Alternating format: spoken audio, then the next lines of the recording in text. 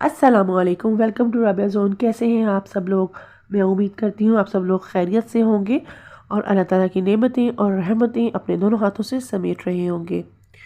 इस वीडियो में मैं आपके लिए लेकर आई हूँ हमेशा की तरह बहुत ही ज़बरदस्त किस्म की टिप्स एंड ट्रिक्स जो न सिर्फ आपके वक्त को बचाएंगी, आपके पैसे को बचाएंगी, बल्कि आपके किचन के और घर के बहुत सारे मुश्किल तरीन कामों को आसान बना देंगी। चैनल पर नए हैं तो चैनल को सब्सक्राइब ज़रूर कीजिएगा ताकि मज़ीद आने वाली नई टिप्स आप तक बर वक्त पहुँचती रहे। चलिए बिना टाइम वेस्ट के स्टार्ट करते हैं आज की यूज़फुल टिप्स एंड ट्रिक्स। जैसे ही मौसम बदलता है, सर्दियाँ स्टार्ट होती हैं, स्वेटर वगैरह और गर्म कपड़े तो सब बड़े और छोटे पहनते हैं मौसमी असरात से बचने के लिए। लेकिन कभी कभार इन कपड़ों के ऊपर सिलवटें इस कदर पड़ी हुई होती हैं कि हमें इनको आयरन करना ज़रूरी होता है। तो ऐसे में या तो इसके ऊपर जो है गर्म इस्त्री अगर हम चला देते हैं तो उसकी वजह से इसके अंदर लचक बहुत ज़्यादा आ जाती है, ये डिसबैलेंस सा हो जाता है और लटकना शुरू हो जाता है। ऐसे में आपने क्या करना है कि एक पेपर ले लेना है, आप कोई अखबार का टुकड़ा भी ले सकते हैं। इस तरह से आपने जो है स्वेटर के ऊपर रखना है और टैप टैप करते हुए इस्त्री को इसके ऊपर दबाते जाना है। इससे सिलवटें जो होगी स्वेटर की वो सब तमाम सिलवटें जो है वो निकल जाएंगी।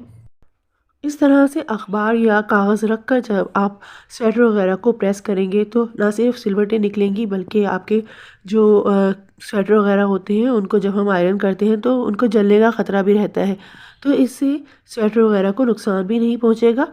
और इसके अलावा जो इसमें लचकपन आ जाता है जिसकी वजह से डिसबैलेंस सा हो जाता है स्वेटर, तो इस ट्रिक को इस्तेमाल करने से स्वेटर डिसबैलेंस नहीं होगा, जिसकी वजह से आप अपने स्वेटर को लंबे अरसे तक जो है पहन सकते हैं।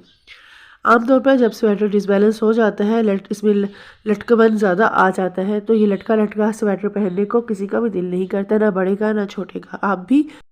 आप भी अगर अपने स्वेटर को इस्त्री करें तो इस ट्रिक के साथ कीजिएगा, आपका स्वेटर लंबे अरसे तक नया रहेगा। बहुत ही ज़बरदस्त किस्म की होम रेमेडी बनाकर मैं रेडी कर रही हूँ। इसके लिए आपको चाहिए एक अदद पैन, और पैन के अंदर आपने मस्टर्ड ऑयल शामिल कर लेना है। मस्टर्ड ऑयल आपने अपनी ज़रूरत के हिसाब से शामिल करना है।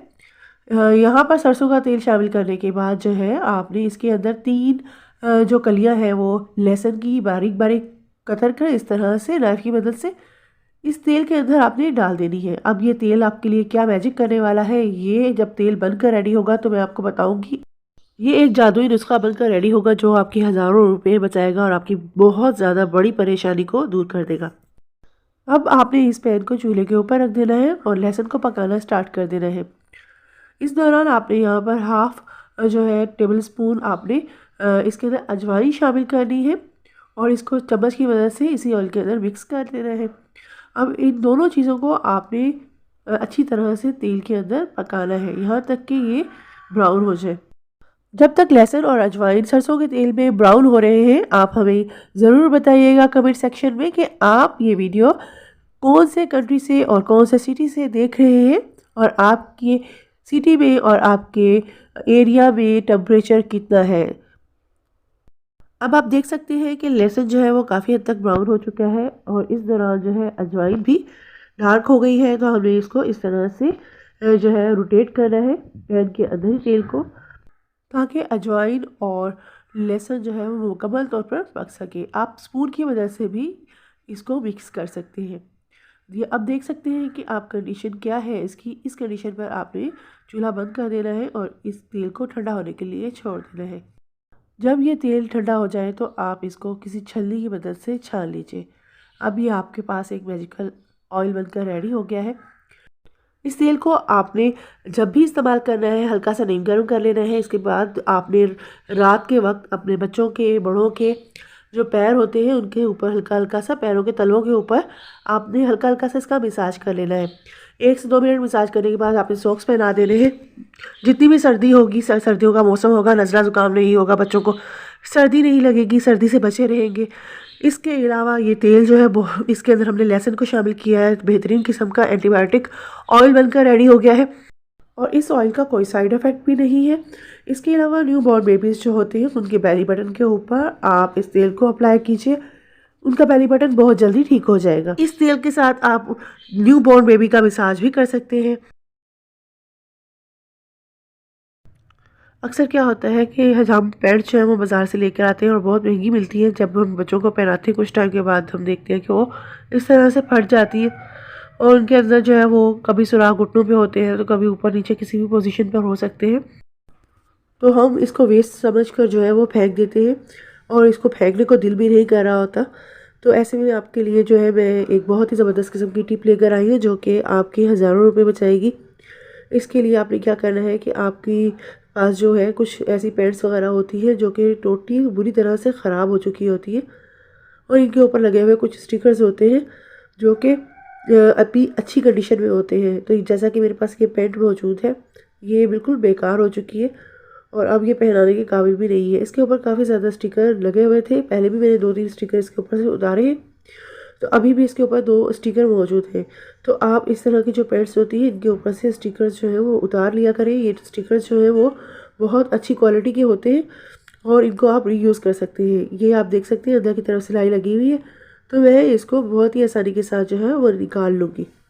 इस तरह से पैंट की सिलाई खोलते साथ ही हमारा स्टिकर जो है वो पैंट से अलग हो जाएगा और पैंट के ऊपर मौजूद दूसरे स्टिकर भी मैंने इसी तरह से अलग कर लिए हैं। इन स्टिकर को अपनी ज़रूरत के हिसाब से वो पैंट्स जहाँ पर आपको लगता है कि फटी हुई हैं उन जगहों पर आपने इन स्टिकर को रखना है और सुई की मदद से या ग्लू की मदद से या सिलाई मशीन की मदद से जो है आप इन स्टिकर्स को पैंट्स के ऊपर चिपका दीजिए। आपकी पैंट्स जो है वो कलरफुल भी हो जाएगी और बिल्कुल भी नज़र नहीं आएगा कि ये कभी फटी हुई थी। यहाँ पर आप देख सकते हैं कि मैंने यहाँ पर 3 पैंट्स को सही किया है।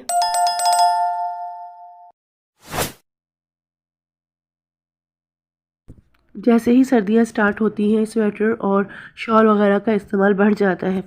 कुछ दिन स्वेटर वगैरह हम पहन लें या शॉल वगैरह को ओढ़ लें तो इनके अंदर से एक अजीब सी स्मेल आना शुरू हो जाती है, जिसके बाद इसको वॉश करना बहुत ज़्यादा ज़रूरी हो जाता है और हमारी इसके ऊपर मेहनत भी बहुत ज़्यादा लगती है। एक तो सर्दियों में कपड़े धोना काफ़ी ज़्यादा मुश्किल हो जाता है ठंड की वजह से, और दूसरा जो है हमारे पास जो कपड़े जो होते हैं सर्दियों के इस तरह के स्वेटर या शॉल वगैरह वो काफ़ी भारी होने की वजह से हमारी मेहनत भी ज़्यादा लगती है। तो ऐसे में आपके लिए लेकर आई हूँ बहुत ही ज़बरदस्त किस्म की ये टिप। इसको फॉलो करके आप अपने इस मसले को हल कर सकते हैं। इसके लिए आपको चाहिए एक कप, घर में टूटा हुआ कोई भी कप पड़ा हो जिसका हैंडल टूट गया हो, आप इस मकसद के लिए इस्तेमाल कर सकते हैं। मेरे पास यहाँ पर कुछ पेबल्स मौजूद थे तो मैंने वो इसमें डाल दिए हैं। अगर आपके पास ना हो तो आप कुछ मोती वगैरह लेकर, जो ब्रेसलेट वगैरह टूट जाते हैं, नेकलेस वगैरह बच्चों के टूट जाते हैं तो उसमें मोती वगैरह होते हैं, तो वो भी आप इस पॉइंट पर डाल सकते हैं और इसके अंदर आपने चम्मच भर कर जो है वो बेकिंग सोडा डाल देना है। इस तरह से इसके बाद इसके ऊपर जो है आपने टिश्यू पेपर रख देना है। पहले यहाँ पर मैंने एक टिश्यू पेपर इस तरह से रखा और फिर इसके ऊपर, क्योंकि ये कम चौड़ा था तो मैंने इसके ऊपर एक दूसरा टिश्यू पेपर भी रखा और रबर बैंड की मदद से जो है इसको ऊपर से बंद कर दिया है। अब किसी नुकीली चीज़ से इस टिश्यू के अंदर जो है वो सुराख कर देने हैं ताकि जो बेकिंग सोडा है, खाने का सोडा, उसकी स्मेल जो है वो बाहर निकल सके। अब आपने क्या करना है कि जब शाम में आपका जो है स्वेटर फ्री होता है या रात में जब आप स्वेटर को उतारते हैं या शॉल को उतारते हैं तो आप हैंगर वगैरह में डालकर इसको अलमारी में लटका दीजिए। आप जिस अलमारी में अपने इस तरह के कपड़े जो हैं उतरे हुए लटकाते हैं, जैसे कि ऑफिस से आने के बाद जो है आपका स्वेटर फ्री होता है, आप तो उस स्वेटर को आप हैंगर में डालकर जो है अलमारी के अंदर रखते हैं, तो उस अलमारी के अंदर आप इस कप को रख दीजिए।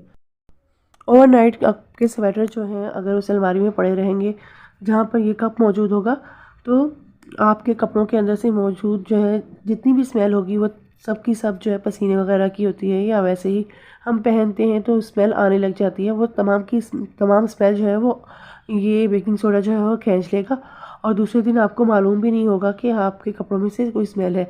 जहाँ आप एक हफ्ते बाद कपड़ों को धोते हैं वहाँ पर आपको महीना भर भी इस्तेमाल के बाद जो है कपड़ों में से ऐसी बदबू नहीं आएगी कि आपको वॉश करना पड़े। बेहतरीन नताइज के लिए आप इस कप को खुला रखिए अलमारी के अंदर और आप इसके रिजल्ट्स देखकर हैरान रह जाएंगे। मैंने इसको कवर इसलिए किया है कि हाथ वगैरह लगने से कप घिरे ना।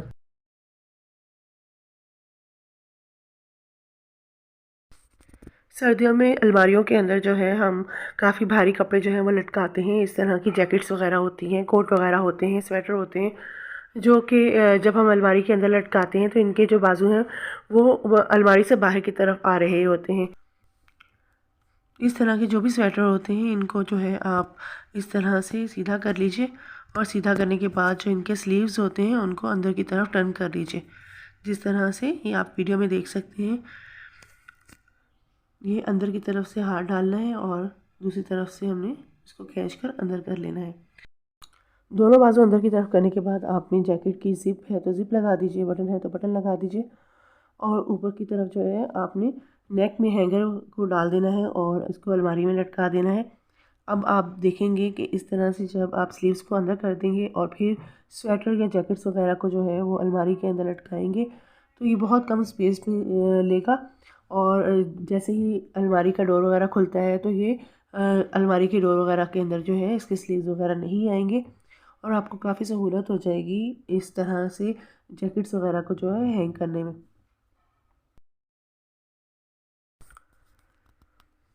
जो मोटे कपड़े होते हैं हमारे पास, स्वेटर वगैरह होते हैं या बच्चों के मोटे कपड़े होते हैं, तो उनके ऊपर हम देखते हैं इस तरह से लिंट वगैरह जो है वो बहुत ज़्यादा आ जाते हैं, जो कि देखने में बहुत ज़्यादा बदनुमा लगते हैं और कपड़ा भी पुराना पुराना सा लगता है। ये देख रहे हैं आप किस तरह से इसके ऊपर एक लिंट की लेयर बनी हुई है, जिसकी वजह से ये पजामा बिल्कुल पुराना सा लग रहा है। तो आपने क्या करना है, शेव करने वाली सेफ्टी लेनी है और इस तरह से पजामे के ऊपर या जो आपके पास स्वेटर है या जो भी आपके पास कपड़ा है जिसके ऊपर इस तरह से जो है लिंट निकल रहे हैं, जिसकी वजह से कपड़ा पुराना सा लग रहा है, उसके ऊपर आपने इस तरह से सेफ्टी फेरते जाना है।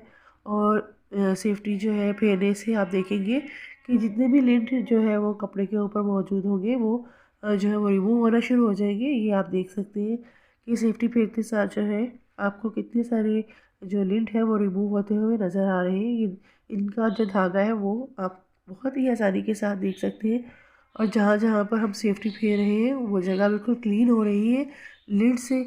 तो इसलिए जो है ऐसे लग रहा है कि पजामा बिल्कुल न्यू है। और इन धागों को आप हटा दीजिए, आप देख सकते हैं कि पजामे के ऊपर भी वाला हिस्सा कितना नीट और क्लीन हो गया है, जबकि पजामे के नीचे वाला हिस्सा जो है वो कितना ज़्यादा डार्क भी महसूस हो रहा है और बदनुमा सा लग रहा है और पुराना लग रहा है। आपको अगर अपने कपड़ों से लिंट को रिमूव करना हो तो आप इस टिप को ज़रूर ट्राई कीजिएगा। इस टिप को फॉलो करते हुए आप अपने स्वेटर को, शॉल को, मोटे कपड़ों को लिंट से क्लियर कर सकते हैं और अपने जो मोटे कपड़े हैं, सर्दियों के कपड़े हैं, उनको बिल्कुल एकदम नया कर सकते हैं।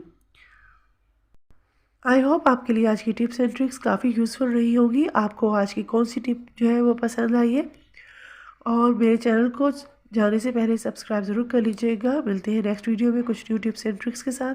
जब तक के लिए अपना बहुत सा ख्याल रखिएगा। अल्लाह हाफिज़।